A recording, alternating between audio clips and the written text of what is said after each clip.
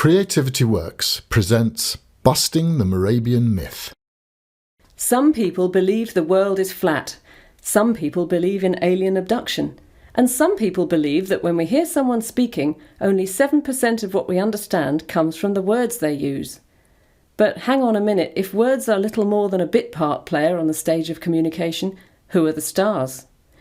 Well, according to the theory, more than half of meaning, an incredible 55%, is communicated by our facial expressions, with the remaining 38%, more than a third of the meaning, communicated by our tone of voice.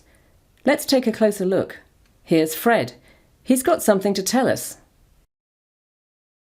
Got that? If we pick up 55% of meaning from facial expressions, we should be getting more than half of Fred's message by now. How about this?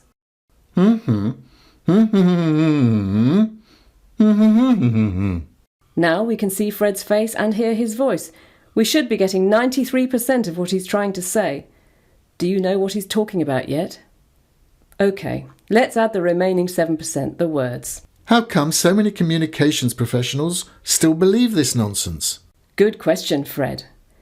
Maybe it's because it has the status of science. The formula was proposed in 1967 by Professor Albert Morabian of the University of California in Los Angeles. But that's not what I said. You know how we sometimes say one thing but mean another? Oh, please, can I have a dog? Maybe. The mother's tone of voice tells us that this kid is most likely to end up dogless. Well, Morabian's experiments looked at inconsistent messages like this. He wanted to find out how much we're influenced by someone's facial expressions and tone of voice when they say one thing but mean something different. Morabian concluded that in situations like this, when words let us down, we tend to mostly believe the look on someone's face, followed closely by the tone of their voice. Are you still angry with me? No. But how common is this kind of situation? Do people take more notice of facial expressions and tone of voice than they do of words? Well, no. In fact, on his website, Morabian makes it quite clear that his formula only applies when speakers are talking about their feelings or attitudes.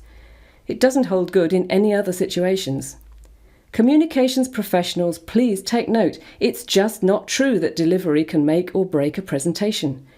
If you prepare the words and the content of your presentation properly, you'll get your message across just fine. But if you concentrate on your performance at the expense of your content, you could fall flat on your face. So it's time to squash the Morabian myth once and for all.